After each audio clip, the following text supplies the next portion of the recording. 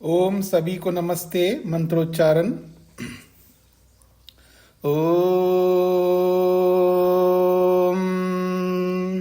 सहनाववतु सहनौ भुनक्तु सह वीर्यं करवावहै तेजस्विनावधीतमस्तु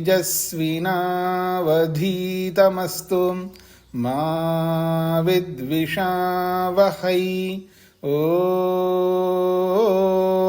शांति शांति शांति।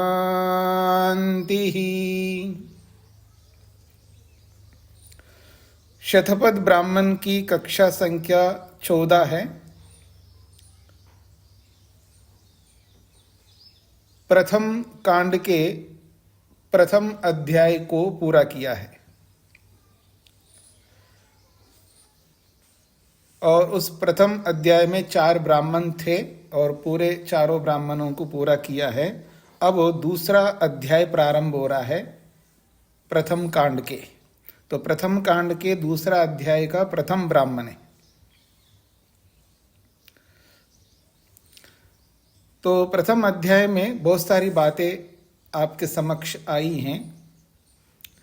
अब इस दूसरे अध्याय में प्रारंभ में पुरोडाश बनाने को लेकर के प्रारंभ किया जा रहा है।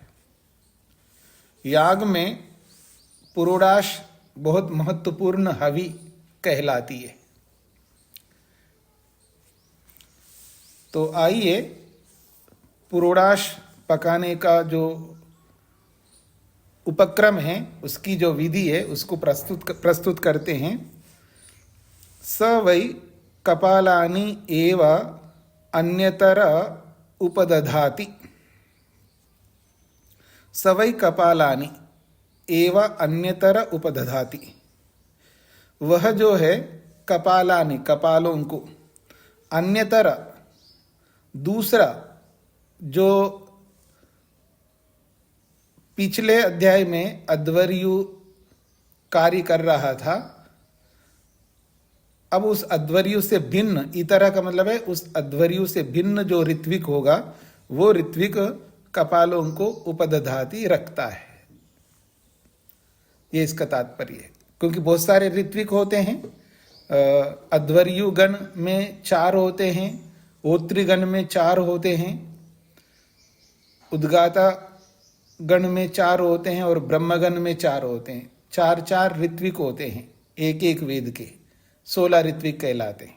तो जो अध्वर्य गण में 4 ऋत्विक होते हैं, तो अध्वर्यु क्रियाओं को अधिकांश करता रहता है, उनके सहयोग में बाकी 3 ऋत्विक होते हैं। तो अन्यतर का अर्थ है दूसरा, अध्वर्यु से भिन्न अग्निंद्र हो सकता है। तो दूसरा ऋत्विक जो है कपालों को उपदधाति रखता है। कहाँ रखता है? वो जो 3 बड़े यज्ञ कुंड है, तो उनमें गारहपत्य अग्नि के समीप वो रखता है। कपाल उसको कहते हैं जी, ये एक प्रकार से सिर की जो हमारी खोपड़ी है, इसको 2 टुकड़े करो तो कैसे दिखेंगे? एक टुकड़ा, उसको कपाल कहते हैं। या आपकी भाषा में मैं कहूँ टीकरे, जिसको आप कह सकते हैं। टीकरे उसको कहते हैं ना, जो घड़े को तोड़ दो तो उसके टीकरे बनते, उस तरह, उस नमूना, उस जैसा रहता है, उसको कपाल कहते हैं। मिट्टी के होते हैं जिनमें पुरोडाश पकाया जाता है, तो उनको कपाल कहते हैं। तो याग में कपाल अनेक होते हैं, कहीं 8 कपाल होते हैं, कहीं 11 कपाल होते हैं, कहीं 17 कपाल होते हैं। तो अनेक कपाल होते हैं। तो बहुत सारे कपाल होने कारण से बहुवचन में कहा है कपालों को वो गारहपत्य अग्नि के समीप उपदधाति रखता है। दृशदुपले अन्यतरः, दृशदुपले अन्यतरः तद वै एतद उभयं सह क्रियते। तद यद एतद उभयं सह क्रियते। तो दृशदुपले अन्यतरः, और दूसरा एक ऋत्विक अन्यतरः, एक और ऋत्विक जो है दृशदुपले, सिलबट्टा वो रखता है।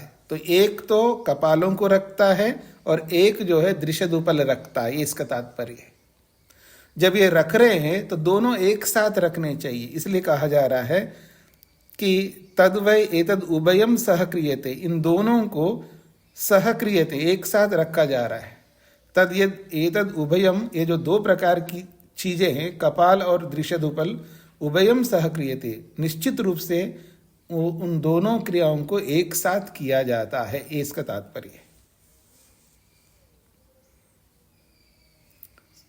हाँ जी, पहला खंड स्पष्ट हो गया जी सभी को। अब ये जो कपाल है इनको लेकर के बोला जा रहा है। मधु जी। जी नमस्ते आचार्य स्वामी जी। जी स्वामी जी, इसमें अग्निग्रह क्या होता है? ऋत्विकों के नाम है। ऋतुजों के मध्य में एक अग्निग्रह होता है। हाँ जी, जो अध्वर्युगण चार होते हैं ना, चार ऋत्विक होते हैं, उनमें से एक का नाम है अग्निंद्र। अच्छा जी।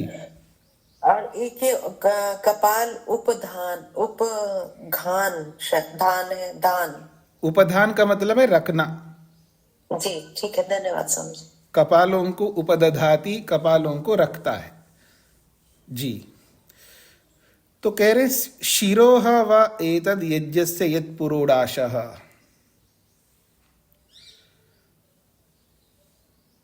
जिसको पुरोडाश कहते हैं वो कपालों में बनाया जाता है। ये जो चावल निकाला है ना, धान को कूट करके जो चावल निकाला है उसको दृश्यद पर रख करके पीसते हैं।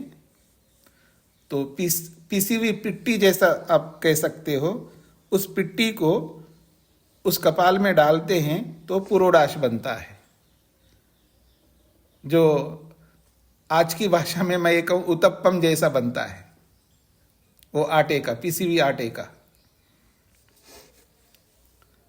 उत्तर भारत की दृष्टि से बोलूं तो मान लीजिए एक प्रकार से वो पराठा जैसा मान लीजिएगा, मतलब उतना मोटा, पराठा जैसा मोटा होता है उस तरह का मोटा सा एक गोल जो है पुरोडाश बनता है। तो जो पुरोडाश है उसको यहाँ पर बोला जा रहा है शिरोह व एतद यज्ञस्य पुरोडाशा। ये जो पुरोडाश है ये यज्ञ के लिए, यज्ञ का एक सिर के समान है, यज्ञ का ये सिर जैसा है। जैसे हमारे शरीर में सिर होता है ऐसे ही ये पुरोडाश जो है यज्ञ का सिर है, ऐसा कहना चाहते हैं। स यानी एव इमानी शीर्ष्ण कपालानि, स यानी एव इमानी शीर्ष्ण कपालानि एतानि एव अस्य कपालानि।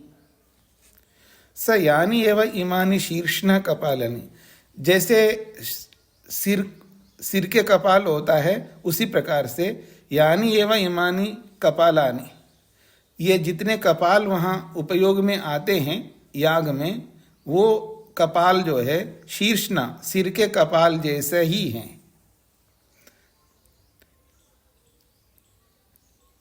स यानी एव इमानी शीर्ष्ण कपालानि, वह जो ये सिर के कपाल है, एतानि एव अस्य कपालानि, ये इसी के कपाल हैं। मस्तिष्क एव पिष्टानि, और जो मस्तिष्क है वो पिष्ट के समान है। जो पिसा हुआ जो चावल है उसको पिष्ट कहते हैं, और मस्तिष्क का मतलब जो कपाल के अंदर रहने वाला जो मस्तिष्क है उसको मानो वो पिष्ट है, इस तरह का कहना चाह रहे। उन कपालों के अंदर अस्य कपालानि मस्तिष्क एव पिष्टानि, उस कपाल के अंदर जो पिष्ट रखा जाता है उसको मानो मस्तिष्क के समान, ऐसा ही कहना चाह रहे। तद्वा एतद एकम अंगम, तद्वा एतद एकम अंगम, ये एक अंग बन जाता है। एक कपाल है और एक पिष्ट है। कपाल के अंदर जब पिष्ट को रखते हैं तो दोनों मिलकर के एक अंग बन जाता है। तद्वा एतद एकम अंगम एकम सह करवावा समानम करवावा, एकम सह करवावा, कपाल को और पिष्ट को एक बनाते हैं हम, समानम करवावा, इनको समान करते हैं अर्थात एक जैसा बनाते हैं। तस्माद् वा एतद् उभयं सह क्रियते, इसलिए इन दोनों को एक साथ किया जाता है। इन दोनों को एक साथ इसलिए किया जाता है, अर्थात कपाल भी रखा जा रहा है और दृश्यदुपल भी रखा जा रहा है। दोनों को एक साथ इसलिए रखा जा रहा है ताकि कपाल के अंदर इसको पीस करके रख सके, फिर उसको एक अंग बनाया, दो को एक बनाया जाए, तो एक अंग बनाया जाए, इसलिए उन दोनों को एक साथ रखा जाता है। ये इसका तात्पर्य है। हाँ जी, कुसुम जी को क्या कहना है? नमस्ते स्वामी जी। जी। ये दो को एक बनाकर रखा जाता है, ये मतलब सिलबट्टे को और कपाल को दोनों को रखा जाता है, इसलिए एक का है। अर्थात कपाल रखा है और सिलबट्टे को भी रखा, दोनों को एक साथ रख दिया। अब दोनों के एक साथ रखने के बाद सिलबट्टा किस लिए रखते हैं? अब उसमें चावल को पीसना है और पीस लिया है, और पीस करके पिसे हुए चावल को पिष्टी कहते हैं, और उस पिष्टी को कपाल के अंदर रखते हैं। तो कपाल में रखने के बाद वो एक हो जाएंगे ना, कपाल और पिष्टी मिलकर के एक अंग जैसा हो गया, इसलिए इन दोनों को एक साथ रखा जाता है, ये कहना चाह रहे हैं। ठीक है सर जी। धन्यवाद। आगे बढ़ता हूं जी मैं। तीसरा खंड, सह यह कपालानि उपदधाति, वह जो कपालानि उपदधाति, कपालों को जो उपदधाति रखता है, जहां कपालों को रखा जाता है उसको लेकर के बताया जा रहा है। स यह कपालानि उपदधाति, जो वह कपालों को रखता है, चाहे वह अध्वर्यु रख रहा है, अग्निंद्र रख रहा है, जो भी एक ऋत्विक उन कपालों को रखता है। स उपवेशम आदत्ते, और जो कपालों को रखता है वो रख करके क्या करता है? स उपवेशम आदत्ते, वो उपवेश को ग्रहण करता है। उपवेश होता है दृष्टि। जो आपने यज्ञ के पात्रों को देखा था, श्रोत ग्रंथों को पढ़ते समय बहुत सारे पात्र उसमें दिए गए, उसमें एक उपवेश भी होता है, जिसको दृष्टि शब्द से भी बोला जाता है।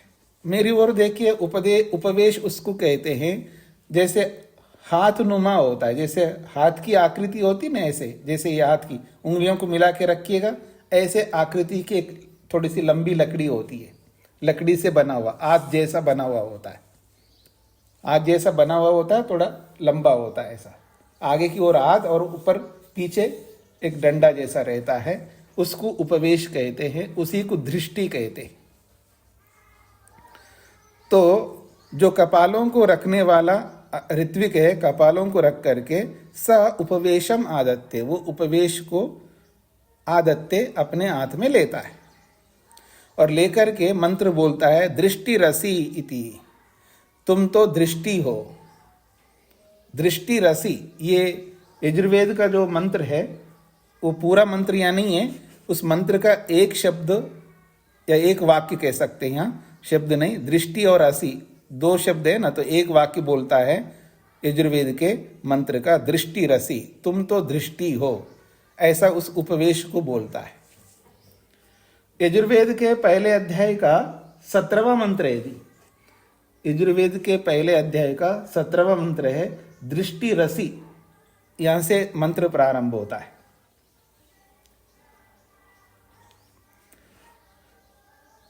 तो दृष्टि का मतलब है तुम तो बहुत तीक्ष्ण हो, तुम तो बहुत गंभीर हो, ऐसा उस उपवेश को कहता है।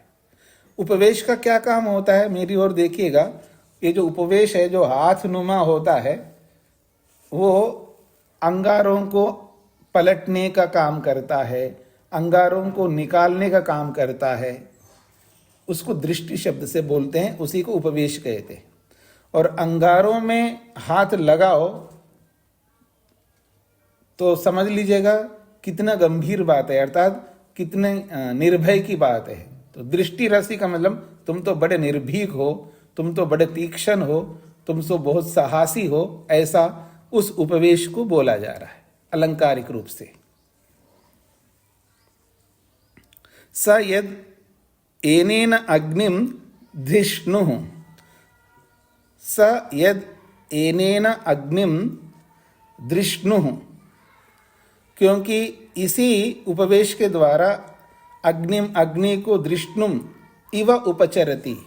मान लो उस अग्नि को दृष्णिम इव उपचरति, निर्भीक होकर के उन अंगारों को इधर उधर करता है वो, अर्थात पलटता है, ये इसका तात्पर्य है।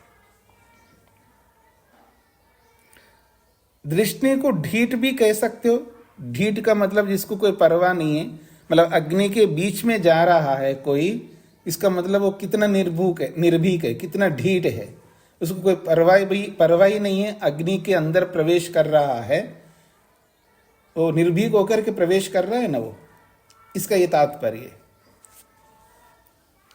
तो स यद अनेन अग्निम दृष्णु, इसी के माध्यम से, इसी उपवेश के माध्यम से दृष्णु, उसको दृष्णु बन करके, निर्भीक बन करके, उपचरति, उसमें उपचरण करता है, अर्थात उसमें विचरण कर रहा है, अर्थात अंगारों को पलटने लग रहा है, इधर उधर अंगारों को कर रहा है, आगे पीछे कर रहा है। तेना दृष्टि ही, इसलिए उसको दृष्टि कहते हैं। निर्भीक होकर के अंगारों को पलटने का काम कर रहा है, अंगारों को निकालने का काम कर रहा है, तेना, इसी कारण से उसको दृष्टि शब्द से कहा है। अथ यद एनेन यज्ञ उपालभते, अथ यद एनेन, इसी के माध्यम से, यज्ञ उपालभते, यज्ञ को वो प्राप्त होता है। यज्ञ के अंदर प्रवेश कर रहा है ना, तो अग्नि के अंदर प्रवेश कर रहा है, इसलिए इसको यज्ञ उपालभते, यज्ञ को प्राप्त होता है, ये बोला जा रहा है। उप इव व एनेन एतद् वेवेष्टि, उप इव एनेन एतद् वेवेष्टि, ये उप इव यानी अग्नि के समीप जाकर के, एक प्रकार से अग्नि के अंदर जाकर के, एनेन उपवेष्टि, इस उपवेश के द्वारा पूरे यज्ञ को प्राप्त हो रहा है। वेवेष्टि का मतलब है व्याप्त हो रहा है, पूरे यज्ञ के अंदर व्याप्त हो रहा है ये उपवेश। तस्माद उपवेशा नाम, इसलिए इसको उपवेश नाम दिया है। निकटता से अग्नि के अंदर प्रवेश करता है, तो अग्नि तो यज्ञ है यहाँ पर, तो एक प्रकार से ये पूरे यज्ञ को व्याप्त हो रहा है, ये उपवेश नामक साधन, ये इसका तात्पर्य है। हाँ जी, किसी को स्पष्ट नहीं हुआ है तो पूछ सकते हैं। अनिल जी। स्वामी जी, ये उपवेश भी लकड़ी का ही होता है? हाँ जी, लकड़ी का ही होता है जी, लकड़ी का होता है, पर वो अंगारों को पलटने का काम करता है, अंगारों को निकालने का काम करता है। तो प्रज्वलित अग्नि में तो ले जाओगे तो जलेगा, ठीक है ना। तो जब अंगारा नुमा, जब अंगारा जैसे बन जाते हैं ना, तब इसका प्रयोग करते हैं। जी स्वामी। क्योंकि उन्हीं अंगारों के ऊपर कपाल रख करके उसमें पुरोडाश बनाया जाता है। और यज्ञ कुंड में है ना ये अग्नि अंगारे तो? हाँ जी, हाँ जी, यज्ञ कुंड में ही बनाया जाता है। जो गारेपत्य अग्नि पीछे पढ़े थे ना पिछले अध्याय में, दो प्रकार से हवि बनाया जाता है। कुछ लोग जो है गार्हपत्य अग्नि में बनाते, कुछ लोग आवनी अग्नि में बनाते। जी जी, ठीक स्वामी।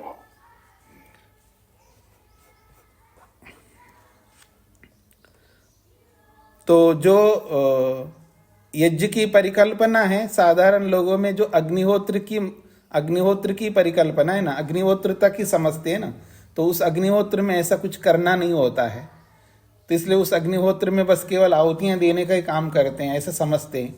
और अग्निहोत्र में ऐसा ही होता है, पर यागों में ऐसा नहीं होता। यागों में आहुति भी उसी में दी जाती है और हवि भी उसी में बनाई जाती है। जी, आगे बढ़ता हूं जी, मैं अगले खंड की ओर जा रहा हूं।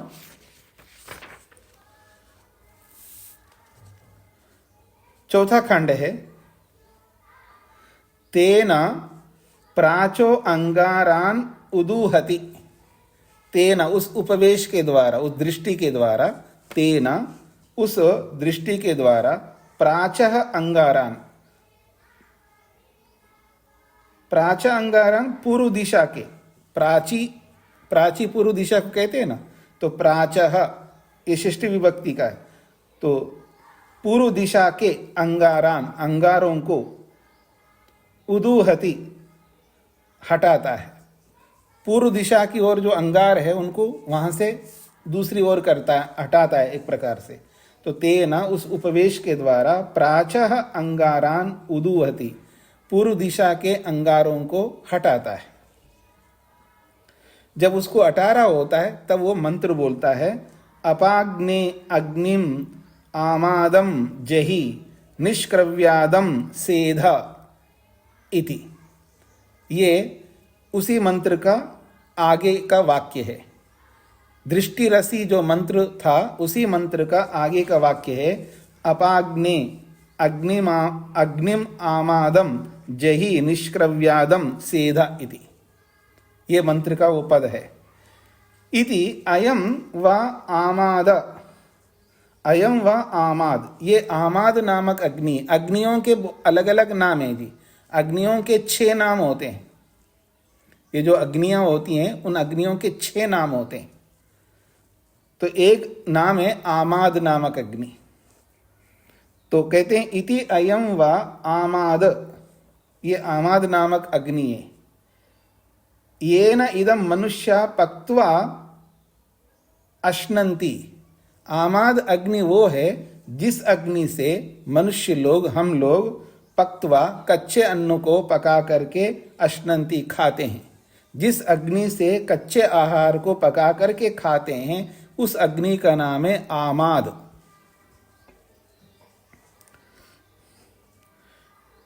अब दूसरी अग्नि को बताया जा रहा है।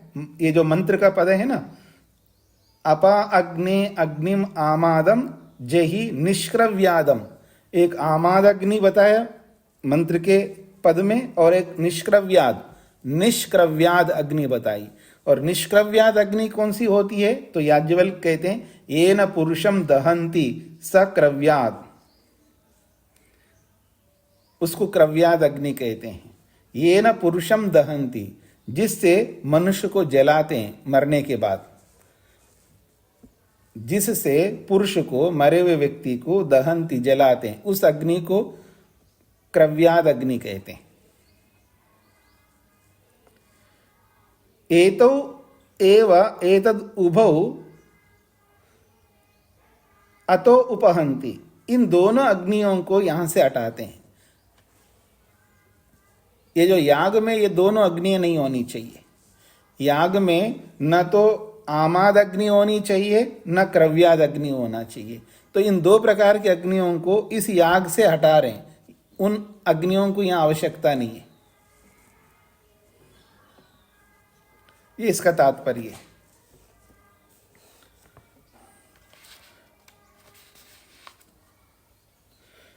क्योंकि अग्नि में, यानी याग में जो अग्नि होती है उसका नाम अलग है।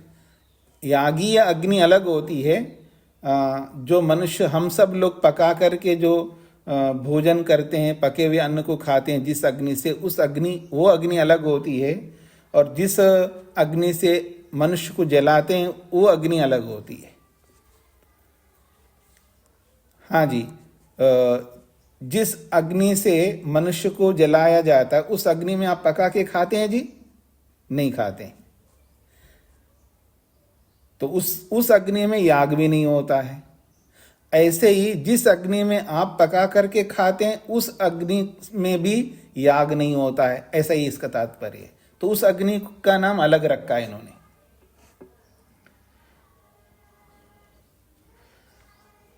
पहले आपके सामने मैं यजुर्वेद का मंत्र पूरा दे देता हूं, आपके सामने रखता हूं।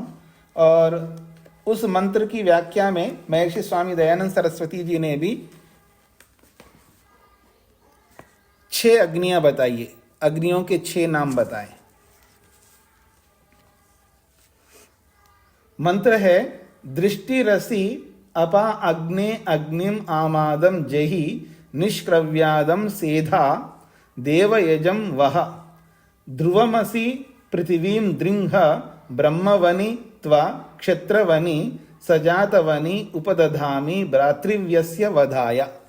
ये मंत्र है, प्रथम अध्याय के 17वां मंत्र है यजुर्वेद का।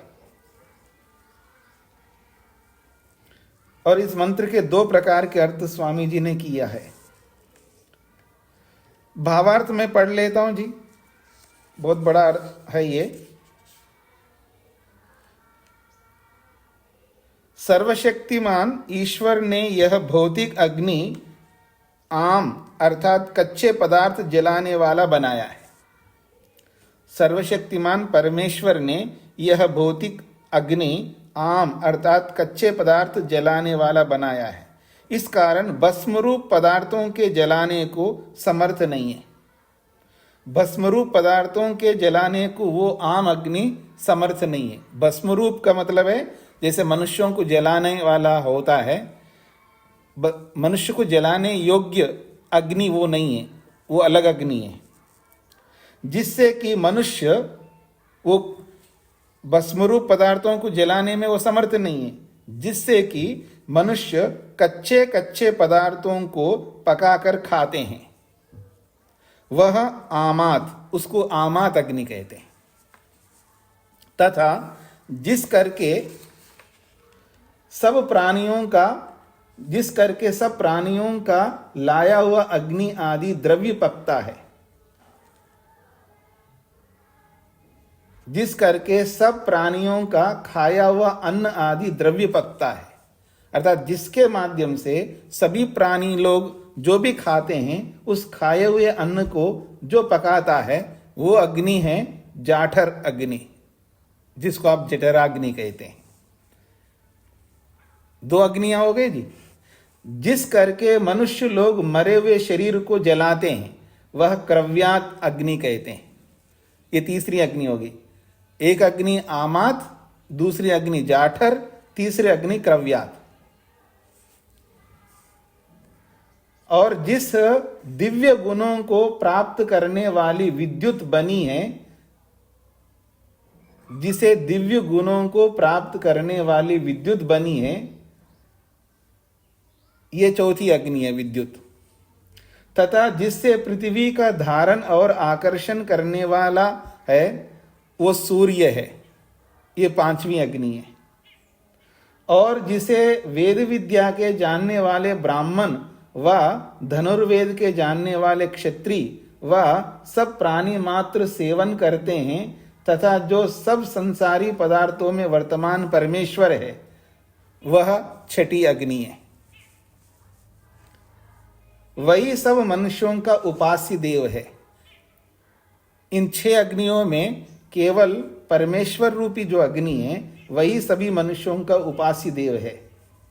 तथा जो क्रियाओं की सिद्धि के लिए भौतिक अग्नि है, यह भी यथा योग्य कार्य द्वारा सेवा करने योग्य है। सभी अग्नियों का हम उपयोग करते हैं, पर इन सभी अग्नियों के उपयोग करते हुए भी केवल एक परमेश्वर रूपी जो अग्नि है 6ठी अग्नि, उसी की उपासना करना चाहिए। ये इस मंत्र का भाव है। तो इन 6 अग्नियों में 2 अग्नियां यहां पर अभी 2 अग्नियों की चर्चा की है जी। चौथे खंड में तेना प्राचो अंगारान उदूहति, उस उपवेश के द्वारा, उस दृष्टि के द्वारा ऋत्विक जो है प्राचः अंगारान, पूर्व दिशा के अंगारों को उदूहति हटाता है। उसके बाद है मंत्र का अंश अपाग्ने अग्निम आमादम जहि निष्क्रव्यादम सेध इति। ये मंत्र का वाक्य है। इति, इस वाक्य में अयम व आमाद, ये वो अग्नि है जिसको आमाद कहते हैं। अयम व आमाद, निश्चित रूप से यह जो है अग्नि आमाद कहलाती है। ये न इदम मनुष्या पक्त्वा अश्नन्ति, ये न जिससे इदम इसके द्वारा मनुष्य लोग पक्त्वा पका करके अश्नन्ति खाते हैं, उस अग्नि को आमात कहा है। फिर ऋषि कहते हैं याज्ञवल्क्य, अथ ये ना जिस अग्नि के द्वारा पुरुषम दहंती, पुरुष को जलाते हैं, स क्रव्यात, उसको क्रव्यात कहते हैं। तो दो अग्नि बताए ना, तो एतौ एतौ एतद उभौ, एतौ एतद उभौ, ये दोनों ही अतः अपहंती, इस याग से हटाते हैं। इस याग में इन दोनों अग्नियों की आवश्यकता नहीं, ये इसका तात्पर्य है। हाँ जी, वीरेंद्र जी को क्या कहना? प्रणाम स्वामी जी। जी स्वामी जी, अंतिम संस्कार में जो गृहस्थ आश्रम में प्रवेश करते समय जो गार्हपत्य अग्नि का अवधान करते हैं, उस अग्नि से जलाते हैं। क्या कह रहे हैं आप?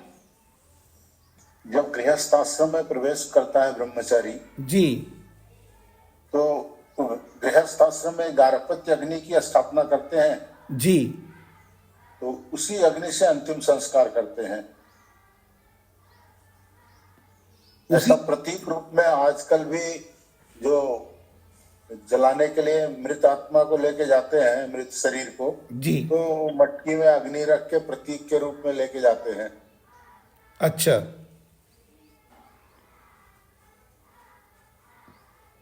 अभी कोई गार्हपत्य अग्नि तो रखता नहीं, लेकिन प्रतीक रूप में अग्नि लेके जाते हैं। ठीक है, जब वो प्रसंग आएगा तब देखेंगे। अब यहाँ पर तो ये बात कही गई कि जो यहाँ ये बात कही, इस याग में, यानी जब भी याग करेंगे, यहाँ आमाद अग्नि का प्रयोग नहीं हो रहा है और क्रव्याद अग्नि का प्रयोग नहीं हो रहा है। क्योंकि याग में अग्नि मंथन करते हैं, अग्नि को प्रकट किया जाता है अग्नि ध्यान के माध्यम से, और वो अग्नि जो है देव, उसका नाम दिया देवयाट। अगले खंड में बताया जा रहा है देवयाट अग्नि कहलाती है वो। आगे बढ़ता हूं। अच्छा, बहुत सारे लोगों ने, अनिल जी को कुछ कहना है? स्वामी जी, जैसे आपने पहले 5 प्रकार की अग्नियां बताई थी जी, अब 6 प्रकार की अलग अग्नियां बताई हैं, तो इनमें क्या अंतर है? देखिए, ये अग्नियों के स्वरूप है, वो यज्ञ हैं, वो पांच वो यज्ञ, यानी 5 अग्नियां जो बोली जाती है वो अलग प्रकार की अग्नियां हैं, ये अलग प्रकार की अग्नियां हैं। ये स्वामी जी, मतलब यज्ञ संबंधित अग्नियां हैं स्वामी जी, इसका अर्थ ये है? हाँ जी, वो सब यज्ञ से संबंधित अग्नियां हैं। जी स्वामी जी। जी ठीक स्वामी जी। हाँ, उमा जी को क्या कहना है? नमस्ते स्वामी जी। ये अभी आपने बताया पूर्व दिशा के अंगारों से उन्होंने आमाद और क्रव्याद अग्नि को हटाया। नहीं नहीं नहीं नहीं नहीं, इसका ये तात्पर्य नहीं है जी। वो ये कह रहे हैं पूर्व दिशा की ओर जो अंगारे हैं उनको वहां से हटाया गया है, ताकि कपालों को रखना होता है ना, तो अंगारों को इधर उधर करना पड़ता है, उसके लिए प्राचा अंगारान उदुहति कहा है। ठीक है जी। ये दोनों ही आमाद और क्रव्याद की दिशा भी बताइए इस तरह से करके। नहीं नहीं नहीं, ये बताया जा रहा है कि पूर्व दिशा की ओर जो अंगारे हैं उनको वहां से हटाया, उसके बाद मंत्र का एक वाक्य दिया है। इस वाक्य में 2 अग्नियां बताई गई है, उस मंत्र के उस वाक्य में 2 अग्नियां बताई गई है, वो दोनों अग्नियां यहाँ याग में काम नहीं आती है, ये बताया है। धन्यवाद स्वामी जी। आज बेंदुधर जी को क्या कहना है?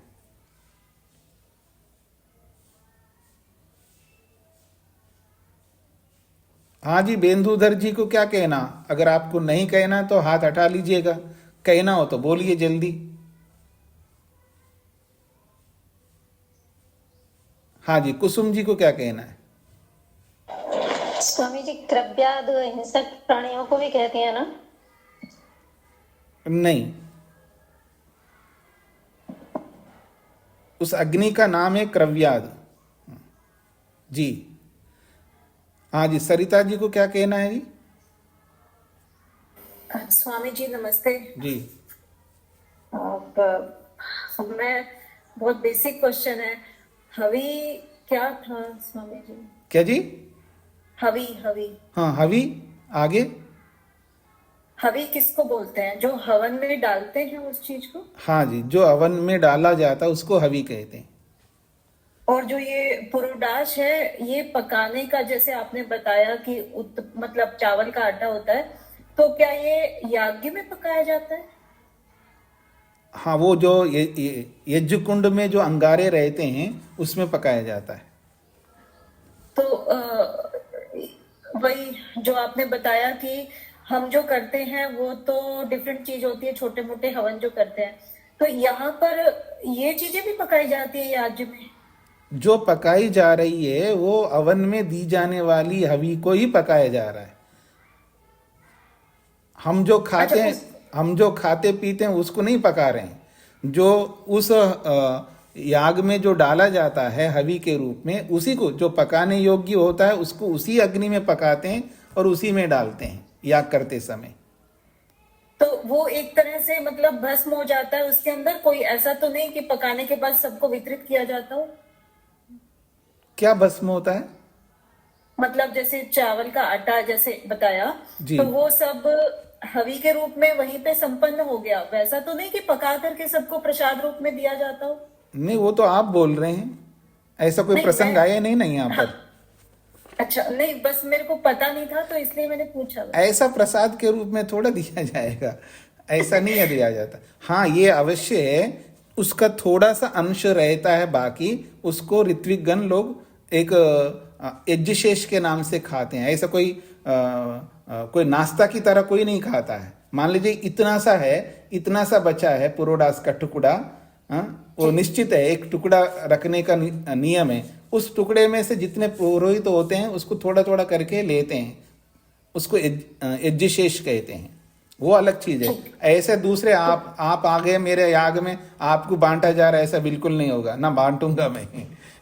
वो ऋत्विक ही खाएगा, दूसरे लोग नहीं खा सकते। जी जी जी, धन्यवाद। हाँ जी, मधु जी को क्या कहना है? स्वामी जी, मुझे आपने जो मंत्र पढ़ा उसका भाष्य जी। मुझे वो मिला नहीं। वो आपने वेद से पढ़ा है या इसमें तो है नहीं शायद? नहीं, मैंने मंत्र, देखिएगा, मैंने यजुर्वेद का पहला अध्याय बोला, 17वां मंत्र बोला है और उसका भावार्थ पढ़ रहा हूँ, बोला हूँ। अब मैं क्या कर सकता हूँ, पूरा बताया। नहीं, पर मतलब इसमें नहीं है ना, आपने अलग से पढ़ा ना, मैं तो वो ढूंढती रह गई। तो इसमें तो है ही नहीं है ना, मैं तो वेद अच्छा। मंत्र बोला है ना। ठीक है, धन्यवाद, यही पूछ रही थी। हाँ, यजुर्वेद का 17वां मंत्र पूरा बोला, तो यहाँ तो नहीं है, यहाँ मंत्र तो पूरा है लेकिन टुकड़े टुकड़ों में बोलते जा रहे हैं और उसका अर्थ करते जा रहे हैं याज्ञवल्क्य। और मैं वेद भाष्य को लेकर के पढ़ करके सुनाया है। जी जी, मैं यहाँ ढूंढती रही, मुझे परेशान हो गई मैं। नहीं, वो पीछे से आप। स्वामी जी नमस्ते, मेरा मोबाइल की ये ऑफ था। मैं पूछना चाहता था कि श्लेषालंकार क्या है जी? श्लेषालंकार महर्षि जी ने लिखा है। हाँ जी, हाँ जी। ऐसा है कि अलंकार, मेरा माइक ऑफ था, सॉरी। जी जी, अलंकार बहुत होते हैं, उपमा अलंकार, श्लेषालंकार, वाचक लुप्तोपम अलंकार, ऐसे बहुत सारे अलंकार होते हैं। वो अलंकार शास्त्र पढ़ने से आपको समझ में आएगा। अलंकार शास्त्र पढ़ने के लिए पुस्तक के नाम बताइए जी। अभी नहीं बता सकता, मैंने अलंकार शास्त्र पढ़ाया था हमारे ब्रह्मचारियों को। वो बहुत सारा आपको समझना पड़ेगा अलंकारों के विषय में, उसका बैकग्राउंड समझना पड़ेगा, तभी समझ में आएगा। अच्छा जी जी जी।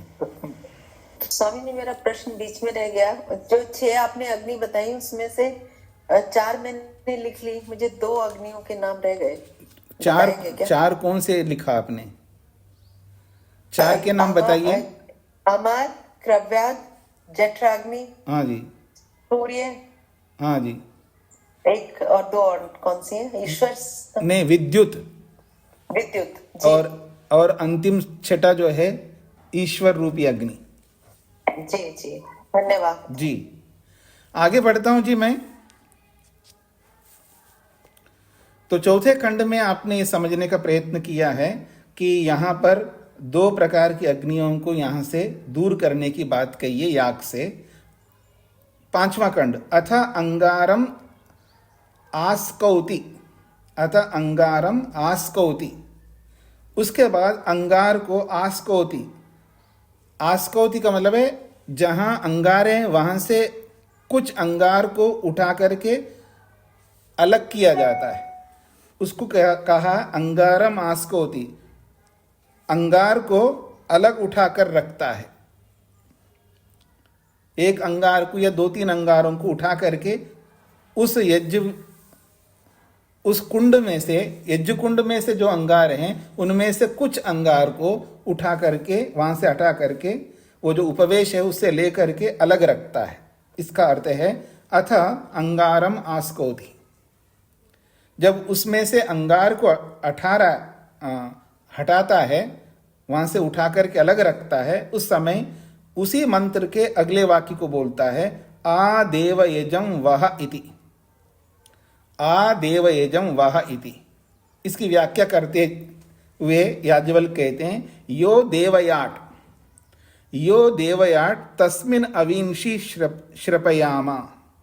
यो देवयाट, जो देवों का, देवयाट का मतलब जो देवों की अग्नि है, तस्मिन अविंशी, उसी में अविंशी हवियों को श्रपयामा पकाते हैं, यह पकाना चाहिए। याग की जो अग्नि है उसको देवयाट नाम दिया है। यज्ञाग्नि जिसको आप कहते हैं, यज्ञाग्नि का नाम देवयाट है। तो आ देव यजम वह इति इस मंत्र के वाक्य का अर्थ कर रहे हैं यो देवयाट, जो देवयाट नामक अग्नि है अर्थात यज्ञाग्नि है, तस्मिन अविंशी श्रपयामा, उसी में हवियों को श्रपयामा पकाया जाता है। तस्मिन यज्ञम तन्वामहा, और उसी देवयाट नामक अग्नि में ही यज्ञम तन्वामहे, हम यज्ञ को संपन्न करते हैं। इति तस्माद् वा आस्कौति, इसलिए अंगारों को हटाता है वहां पर।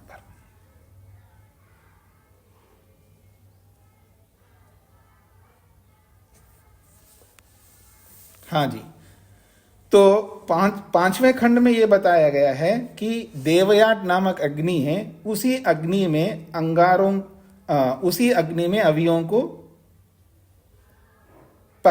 उसी अग्नि में हवियों को पकाया जाता है।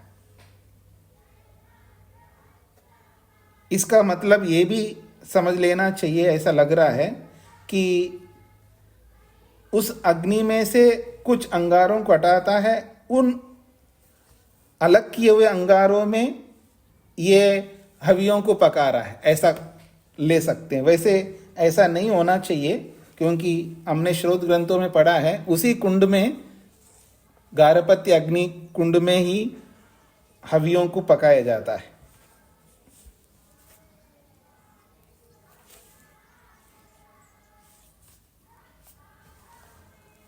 अच्छा, जिस अंगारे को हटाता है ना, वो किसी उद्देश्य के लिए हटाता है, उसमें नहीं पकाया जा रहा है, ठीक है। हाँ जी, 5वां खंड का जो अंतिम वाक्य है तस्माद व आस्कौति, इसीलिए उस अंगारे को आस्कौति वहां से हटाता है, और जिसको हटाता है उसको एक कपाल में रख करके उसको ढकते हैं। ये अगले खंड से स्पष्ट हो जाएगा। तम मध्यमेन कपालेन अभ्युपदधाति, तम अंगारम, वो जो अग्निकुंड में से जो अंगारे को हटाया है, तम उस अंगारे को मध्यमेन कपालेन अभ्युपदधाति, मध्यम कपाल में उसको रखा जाता है।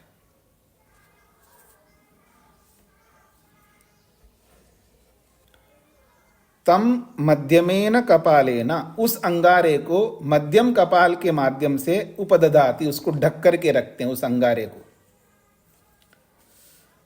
देवाः वै यज्ञम तन्वानः, क्यों उसको ढक करके रखते हैं उसको स्पष्ट किया जा रहा है। देवाः वै यज्ञम तन्वानः, देव जो लोग हैं, देवगण, देव कौन होते हैं जी? आप में से कोई बता सकते हैं ये देव कौन है? देवाः वै यज्ञम तन्वाना, हाथ खड़ा कर सकते जिनको पता है।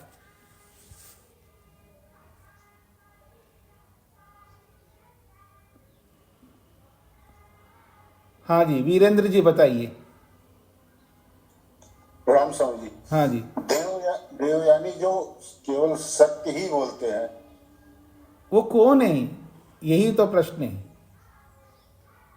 जो सत्य बोलता है वह देव है। मनुष्यों में भी देव हो सकते हैं जो हमेशा सत्य ही बोलता है। नहीं, वो तो ठीक है, देव सत्य बोलता है, वो तो है, लेकिन वो कौन है, यही तो मेरा प्रश्न है। अर्चना जी, नहीं अर्चना जी कह रहा हूं, आचार्य जी, आचार्य अनीता जी बोलिए। स्वामी जी ओम, जो देता है स्वामी जी। नहीं, आप प्रसंग से हट करके नहीं बोलना। कुसुम जी, विद्वांसो ही देवा। अब इधर उधर प्रसंग, हम याज्ञिक प्रक्रिया में चल रहे हैं, यज्ञ को पढ़ रहे हैं। मैं अल्पना जी से पूछता हूँ।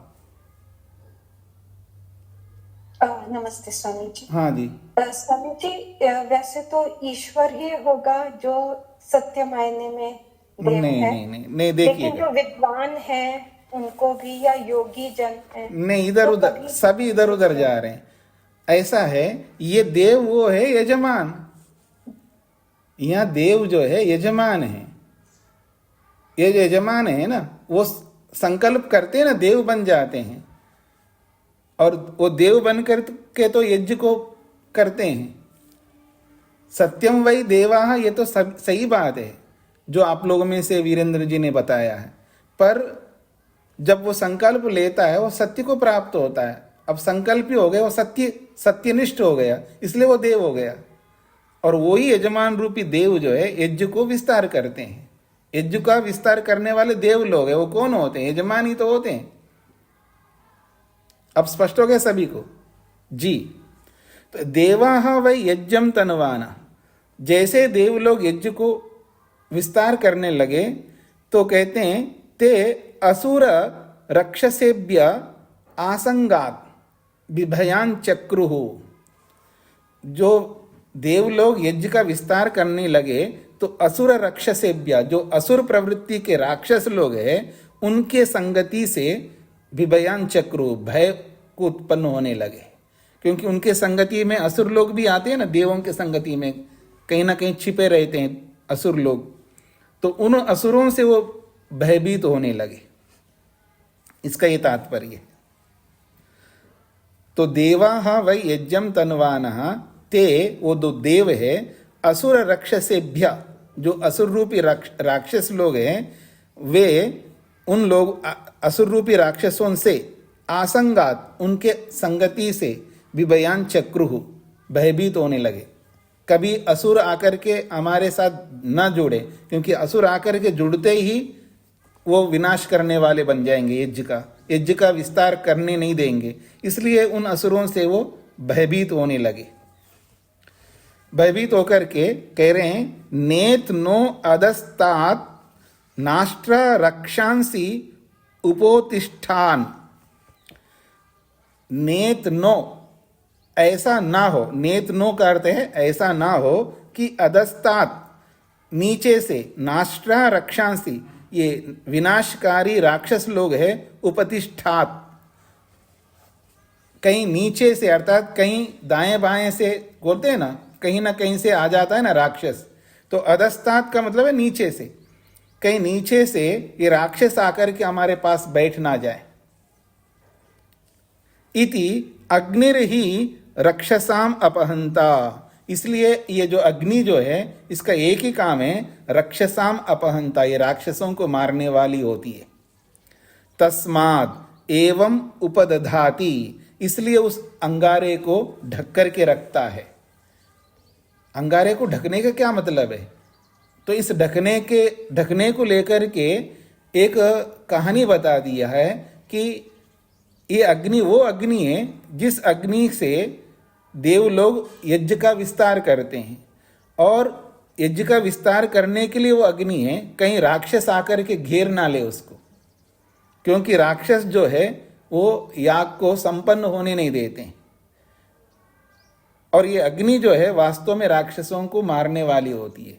तो इस अग्नि को ढक कर के इसलिए रखा जाता है ताकि वो अपने निज स्वरूप में रहे।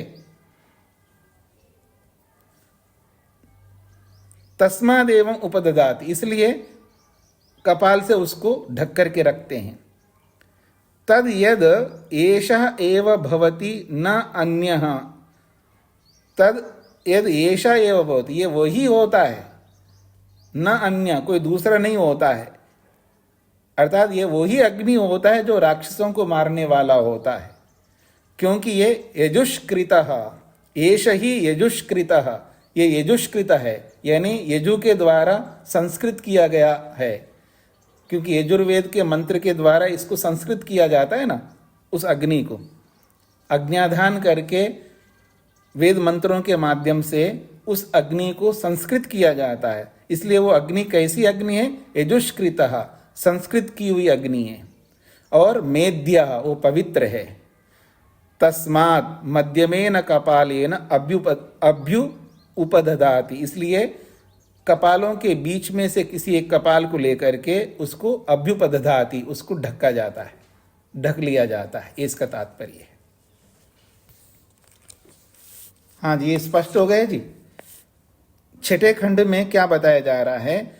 जो पांचवें खंड में एक अंगारे को वहां से हटाया गया है, उस अंगारे को एक कपाल के, मध्यम कपाल से, बहुत सारे कपाल रहते हैं, उसके बीच में से एक कपाल को उठा करके उस अंगारे को ढकते हैं। क्यों ढका जा रहा है? उसकी कहानी को बताया है। देव ही यज्ञ को विस्तार करने वाले होते हैं, तो यज्ञ को विस्तार करने वाले देव होते हैं। अग्नि एक प्रकार से यज्ञ ही है, तो असुर प्रवृत्ति के राक्षस लोग जो है हमारे यज्ञ को होने नहीं देंगे, इसलिए उनसे डर करके उस अंगारे को ढक करके रखते हैं। और वो अग्नि क्या करती है? राक्षसों को भगाने वाली होती। जब याग प्रारंभ करेंगे वो तो अंगारे के रूप में है, जब वो प्रज्वलित होकर के प्रचंडित हो जाएगी तो सभी राक्षसों को, दुष्ट प्रवृत्तियों को मार भगा देती है।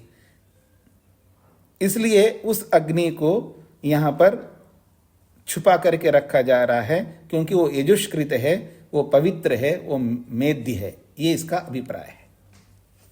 आगे बढ़ता हूं जी मैं। 7वां खंड, स उपदधाति, स उपदधाति, इसलिए उस अग्नि को वो रखता है विशेष रूप से। इस बात को समझाने के लिए मंत्र के अगले वाक्यों को रखा जा रहा है। ध्रुवमसि पृथिवीं दृंह इति, ध्रुवमसि पृथिवीं दृंह इति, ये मंत्र का अगला वाक्य है। अब इसका व्याख्या कर रहे हैं याज्ञवल्क्य। पृथिव्या एव रूपेण एतद एव दृंह, पृथिव्या एव रूपेण, पृथ्वी के रूप से ही, एतद एव दृंह, इसी अग्नि को दृढ़ किया जाता है। एतेन एव द्विषंतम भ्रातृव्यम अवबाधते, एतेन एव, इसी अग्नि के द्वारा, इसी पृथ्वी में रहने वाली अग्नि के द्वारा ही द्विषंतम भ्रातृव्यम, द्वेष करने वाले शत्रु को, अवबाधते, नष्ट किया जाता है। ध्रुवमसि पृथिवीं दृंह, इसका अर्थ कर रहे हैं पृथिव्या एव रूपेण एतदेव दृंह, पृथ्वी के रूप से ही ये जो अग्नि है दृंह, दृढ़ बन जाता है, ये दृढ़ बन जाती है, ध्रुव बन जाती है। ध्रुव का मतलब है स्थिर बन जाती है, निश्चित रूप से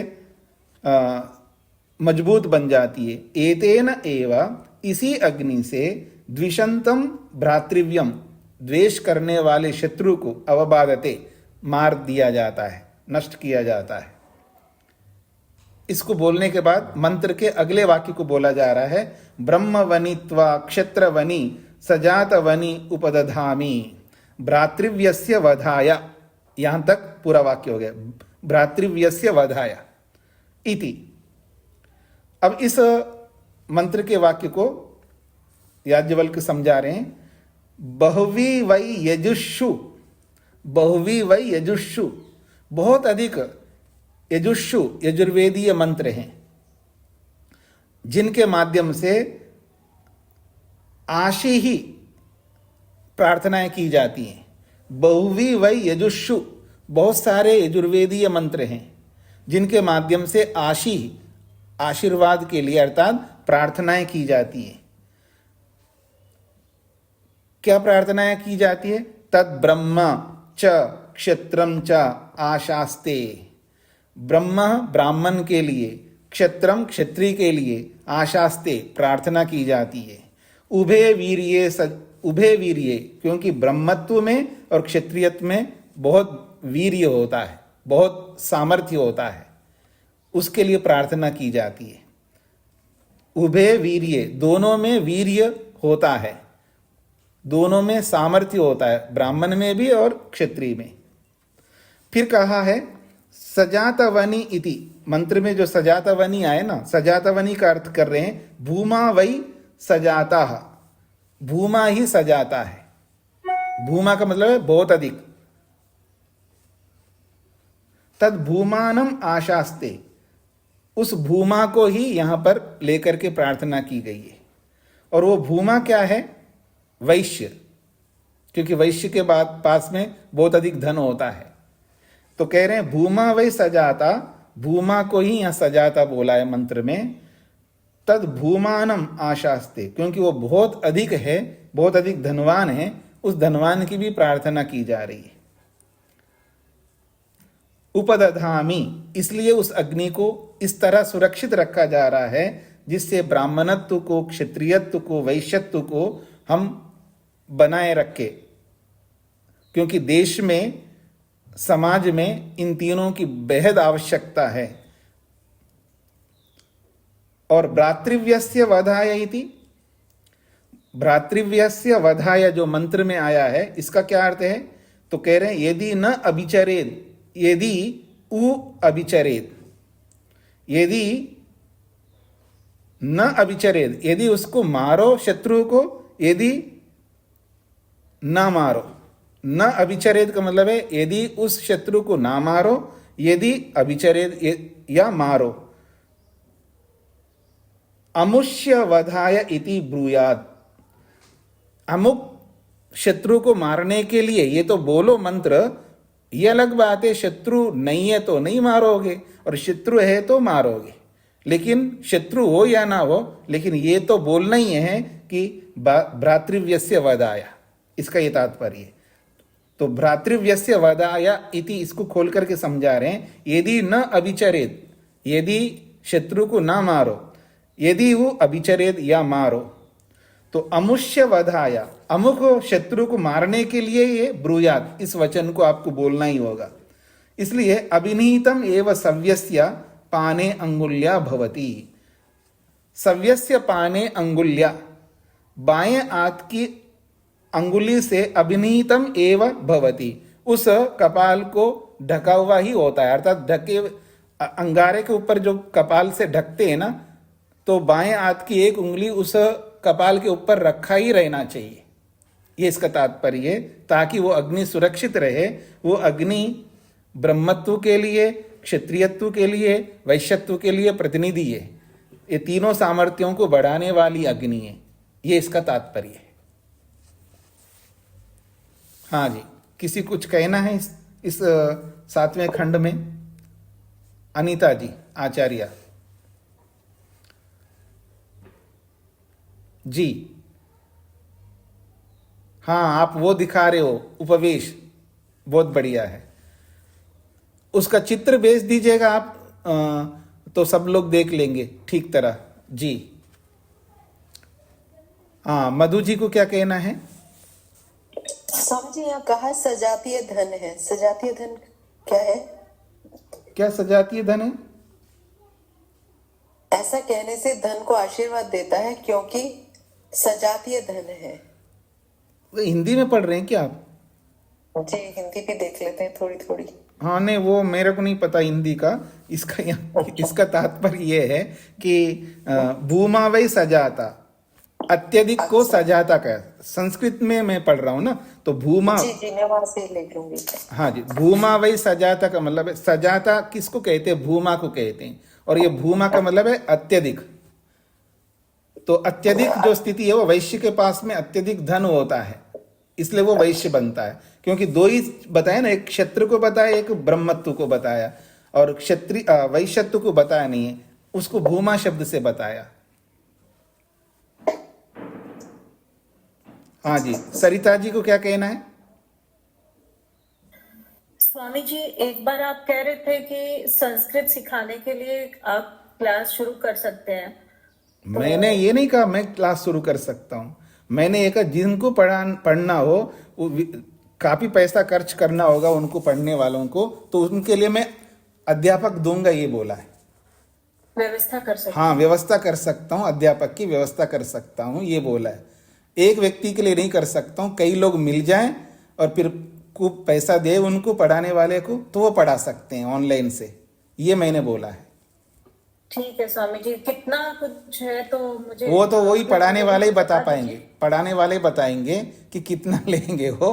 हाँ, क्योंकि ऐसा है कि वो गृहस्थ लोग होते हैं ना, तो गृहस्थ लोग और वो भी गुरुकुल से पढ़े हुए हैं, कोई नौकरी आदि कुछ नहीं करते हैं, इसी के ऊपर आश्रित है, तो वो पढ़ा सकते हैं। मैं उनका नाम दे सकता हूँ, अगर आप कुछ लोग मिल जाएं, हाँ जी मैं पढ़ सकती हूँ, मैं पढ़ सकता हूँ, ऐसा कुछ लोग मिल जाएं तो मैं उनका नाम दूंगा, फिर वो आप लोगों को पढ़ा देंगे संस्कृत।